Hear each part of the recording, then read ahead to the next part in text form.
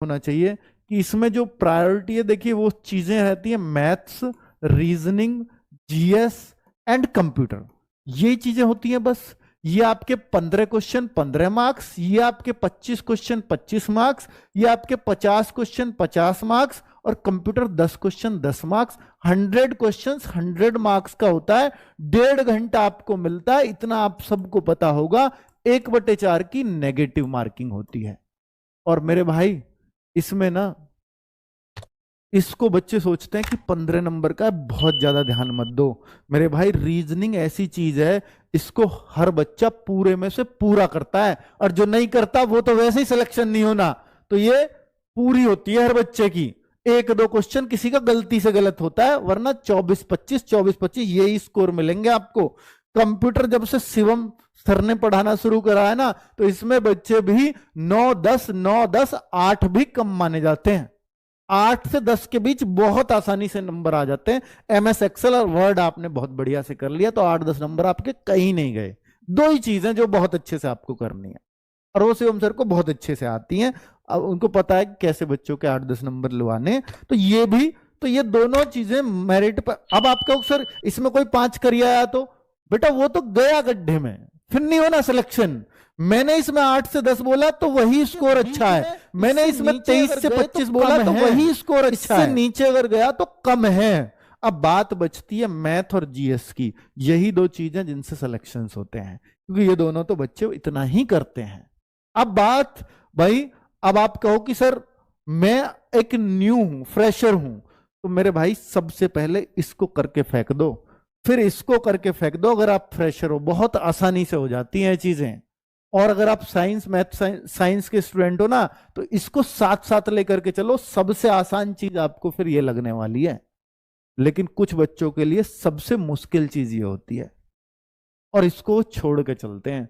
भाई इसको छोड़ना, समझ लीजिए दिल्ली पुलिस में अब कोई सी भी एक सब्जेक्ट को लूज पकड़ा, इसलिए तो दिल्ली पुलिस को क्यों लोग मुश्किल मानते हैं, क्योंकि अगर कुछ भी लूज छोड़ा तो आपका सिलेक्शन नहीं होना, और चारों पे कमांड होना ये कला है।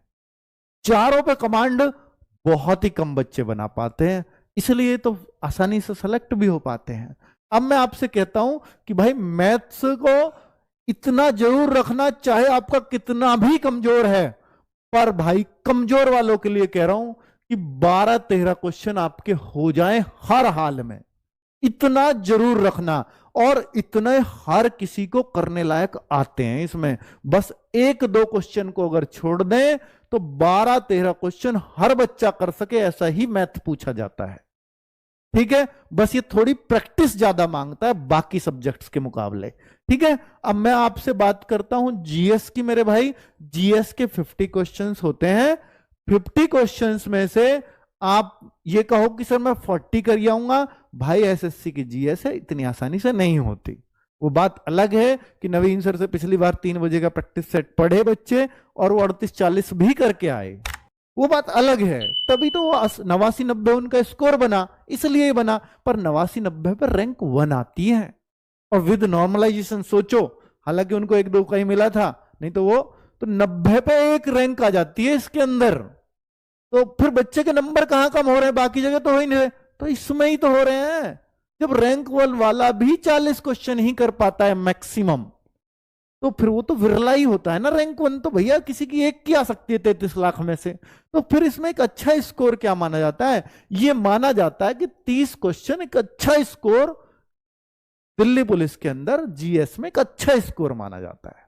ठीक है, तो इस तरह की आप अपनी तैयारी रखें। जीएस के लिए अगर आप नए हैं तो मैं आपको सलाह दूंगा कि मेरे भाई पहले आप पॉलिटी, हिस्ट्री, ज्योग्राफी, चाहे तो किसी टीचर की मदद से या कोई अच्छी बुक, इनसे एक बार पढ़ लें। बुक हो सकता है आपका इंटरेस्ट पैदा ना कर पाए, लेकिन टीचर आपको इंटरेस्ट पैदा कर देगा आपके सब्जेक्ट में। पॉलिटी, हिस्ट्री, और भाई देखो साइंस भी होता है, इकोनॉमिक्स भी होता है, वैसे तो स्टैटिक भी होता है, पर ये सारी चीजें थोड़ी थोड़ी आपको पढ़नी तो पड़ेंगी, तभी ये जीएस बन पाती है। क्योंकि अगर आप 30+ की उम्मीद करते हो तो इन सारे सब्जेक्ट को ध्यान में रखना पड़ेगा। ठीक है, तो ये आप इस तरह से अपने आप को तैयार करें।